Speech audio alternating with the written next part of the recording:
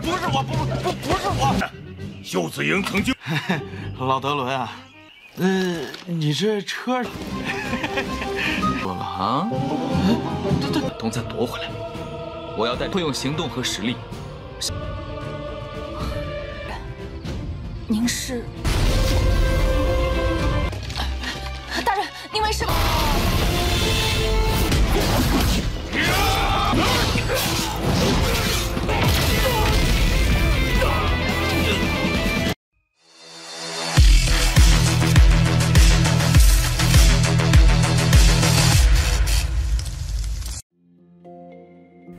？Halo semuanya, selamat datang di Ruang Sinema. Bagaimana kabar kalian semua? Semoga selalu sehat dan baik-baik saja.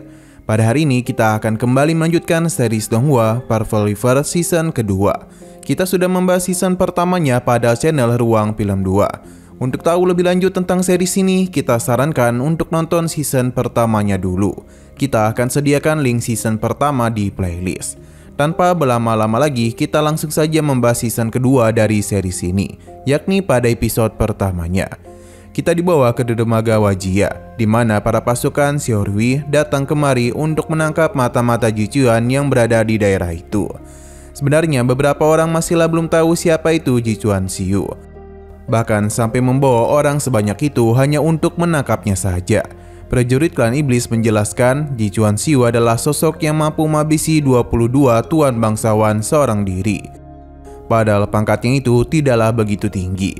Sesaat kemudian pasukan lainnya juga telah datang yang dipimpin oleh Delun. Mereka merupakan Regu 571 yang merupakan pasukan bantuan Timur Jauh. Karena ini adalah sebuah perintah, jadi pasukan ini pun dipersilakan untuk masuk. Hanya saja mereka masihlah memiliki beberapa bawaan yang cukup mencurigakan. Jadi pemeriksaan akan dilakukan terlebih dahulu. Delun meminta para bawahannya untuk tidak panik karena ini hanyalah pemeriksaan yang sering dilakukan. Sebenarnya itu merupakan sebuah pesan yang Delun berikan kepada Jisuan yang tengah bersembunyi di dalam sana. Serangan dilakukan demi memastikan tidak ada seseorang yang bersembunyi di dalam gerobak itu. Ketegangan pun sempat terjadi hingga Delun memberikan setupuk emas kepada jenderal itu, yang mana akhirnya pemeriksaan pun dihentikan, yang membuat keberadaan Jisuan tidak diketahui. Padahal serangan barusan hampir saja mengenai kepalanya.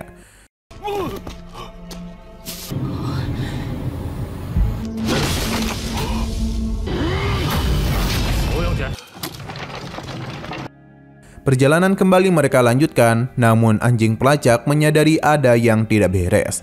Jenderal ini pun menyadari kalau Delun sepertinya telah membawa seseorang, jadi pengejaran segera dilakukan. Hal ini juga sudah diketahui oleh kelompok Delun, jadi mereka pun bergegas untuk melarikan diri. Jichuan Xiu sendiri akan dibawa oleh Delun.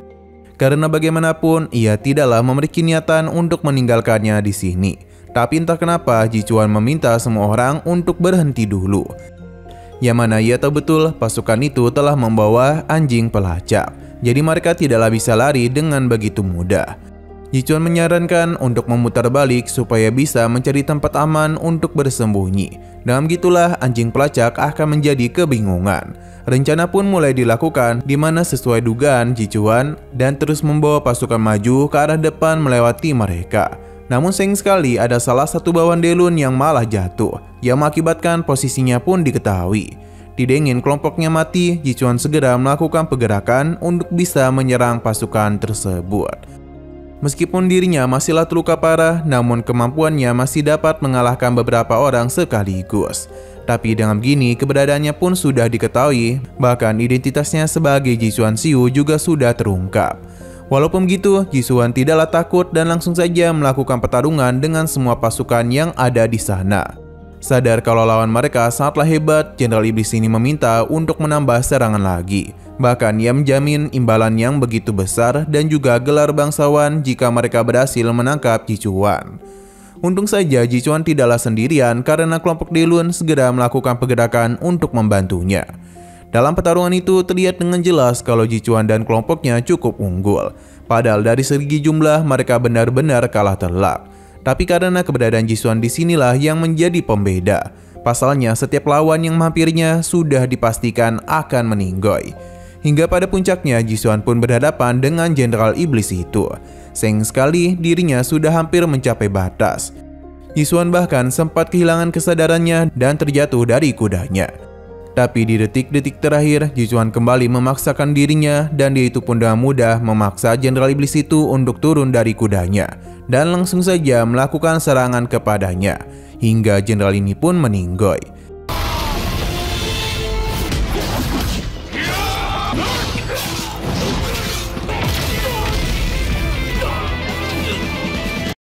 Melihat pemimpin mereka yang sudah mati membuat para pasukan iblis sempat ketakutan. Terlebih lagi, Jisuan sama sekali tidaklah takut dan meminta mereka untuk maju. Berhubung dia itu agak sekarat, jadi pasukan iblis akan memanfaatkan kesempatan ini. Tapi sayang sekali itu adalah sebuah kesalahan karena bagaimanapun pasukan Delun tidak akan membiarkan hal itu terjadi.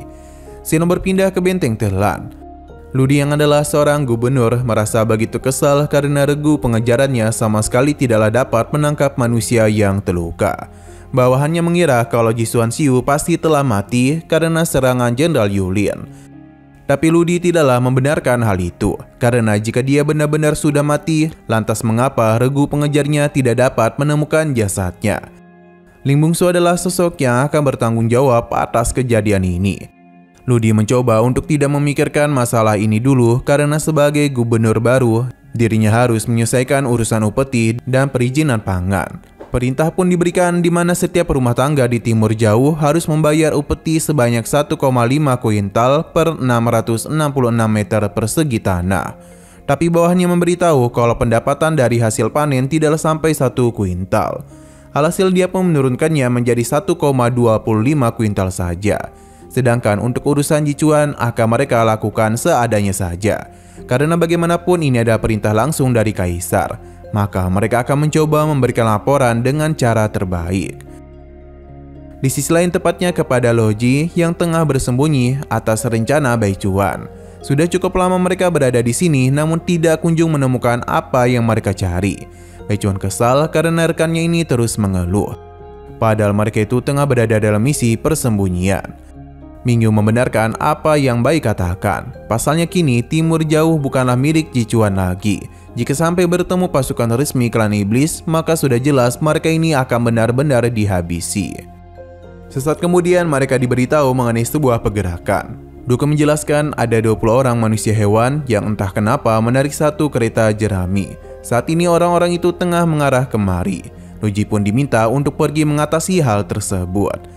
Xiong berpindah kepada kelompok Delun, di mana mereka saat ini seketika saja dikejutkan oleh Luji bersama para bawahannya. Dia memberitahu kalau gunung ini ada tempat yang mereka jaga. Tapi Luji maupun Delun sangatlah terkejut karena bagaimanapun mereka berdua saling kenal satu sama lain. Sebenarnya Luji tidak ingin mengenali Delun, tapi apa daya Delun langsung saja memberikan pelukan kepadanya. Karena bagaimanapun ia benar-benar sangatlah senang. Dengan malu-malu, Luji pun memberitahu kalau dirinya tengah dalam masalah. Delun memahami hal itu, terlebih lagi pasukan Xiu pernah membantu mereka. Jadi jika mereka kesulitan, dia dengan pasukannya dengan senang hati membantu. Luji pun meminta semua yang dibawanya saat ini. Karena Delun sudah memberikan izin, jadi dia langsung saja mengambil gerobak itu. Tapi mereka seketika saja dibuat terkejut, pasalnya di dalam sana ada Jichuan. 秀子营曾经老德伦啊，你这车说了啊？ Di sisi lain, Duke lalu memberitahu kalau Luji telah ditangkap.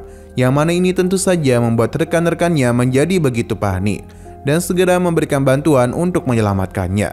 Tapi mereka seketika saja terkejut pasalnya Jichuan sudah menunggu kedatangan mereka. Ia benar-benar senang karena sudah cukup lama tidak bertemu dengan rekan-rekannya. Mereka juga tidaklah menduga kalau Jichuan masihlah hidup. Berhubung mereka telah menunggunya selama ini, jadi setelah kembali ke klan, dia berjanji akan memberikan mereka semua penghargaan. Tapi mereka semua tidaklah dapat lagi kembali ke klan. Berhubung ia tidak tahu mengenai apa yang terjadi, maka penjelasan pun diberikan. Jichuan tidak menduga kalau klan telah menganggap dirinya sebagai gubernur Jenderal Timur jatuh klan iblis, yang mengakibatkan pasukannya pun dianggap berkhianat dan diburu layaknya pemberontak.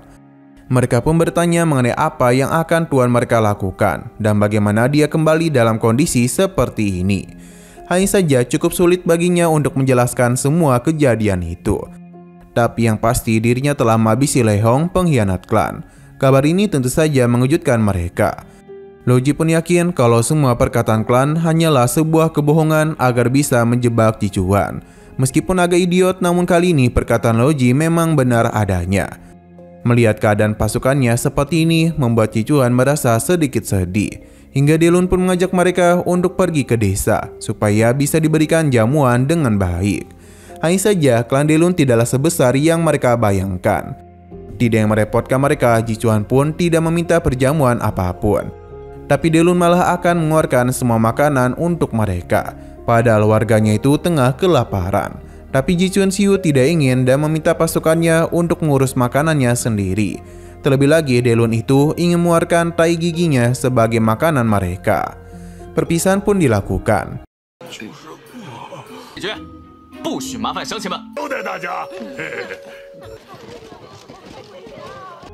Xiano berpindah ke desa Bulu Timur jauh. Camp pasukan Xiu berada. Ini merupakan camp ketika Jiusan Xiu dulu menjabat. Ia meminta untuk membersihkan area tanah di belakang karena mereka akan mulai bercocok tanam. Sebelum habisnya musim gugur, Jiusan Xiu memberikan sebuah peta pegunungan Xiuqi, yang mana mereka akan mencari persediaan dulu. Selain itu, ini adalah jalur rahasia yang dapat membawa mereka langsung menuju ke wilayah pusat klan. Dengan jalur ini jugalah persediaan pangan bisa mereka bawa dari klan. Jiusan Xiu memintanya untuk membawa beberapa orang supaya bisa memeriksa jalur tersebut, karena ini sudah cukup lama tidak digunakan. Hanya saja Jiusan Xiu masihlah penasaran apakah mereka masih dapat kembali ke klan. Bahkan Jiusan Xiu terus menurunkan hal itu sampai malam tiba, karena seakan-akan dirinya sudah dibuang oleh keluarganya. Kehadiran Bai pun disadari olehnya dan memintanya untuk keluar, yang tujuan Bai kemari analah untuk memeriksa luka tuannya. Tapi Ji Chuan Xiu sudah tahu kalau bukan itu tujuan Bai menemuinya. Bai pun membahas mengenai Tuan Dilin dan juga Nona Ning, yang mana Ji Chuan memiliki hubungan dekat dengan mereka. Seharusnya dengan begini, maka jika kembali ke klan, maka semua tuduhan terhadap mereka seharusnya sudah dihapuskan. Ji Chuan Xiu membenarkan hal itu karena kakak tertuanya adalah kepala pengawas klan, dan Ah Ning adalah pewaris klan. Klan mungkin bisa memaafkan mereka, tapi apakah mereka masih dapat percaya lagi kepada dirinya? Inilah yang akan menjadi masalah utamanya. Terlebih lagi, Ji Chuan Xiu sangatlah dibenci. Walaupun begitu, Bai tetap ingin menjelaskan semua itu agar tuannya tidak dicap sebagai pengkhianat. Ji Chuan Xiu paham dengan perkataannya. Jadi dia akan menunjukkan dengan caranya sendiri kalau ia bukanlah seorang pengkhianat. Ia akan menggunakan kemampuannya untuk membuktikan kesetiaan pasukannya kepada klan. Jika klan telah kehilangan wilayah timur jatuh, maka dirinya akan kembali merebut wilayah itu, supaya pasukan Xiu bisa kembali masuk ke dalam benteng dengan rasa hormat. Ji Chuan Xiu sangatlah serius dengan perkataannya. Meskipun ini terdengar mustahil, tapi Bai tetap yakin ini pasti akan berhasil. Ji Chuan Xiu pun mengajaknya untuk kembali. Hanya saja, akibat kondisinya yang masihlah belum pulih menyebabkan kemampuan bela dirinya pun melemah. Semua ini kemungkinan besar adalah ulah dari Kaisar Dewa Iblis.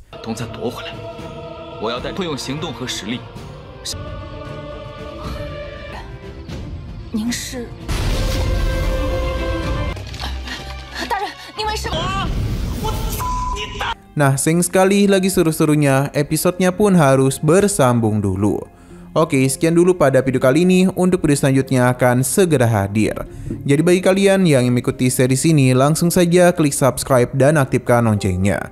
Terima kasih yang sudah menonton video sampai habis. Jika kalian suka pada video ini, klik like dan share ke teman-teman kalian tentang channel ini. Dan ditunggu aja kelanjutannya. Oke, sampai jumpa di video selanjutnya.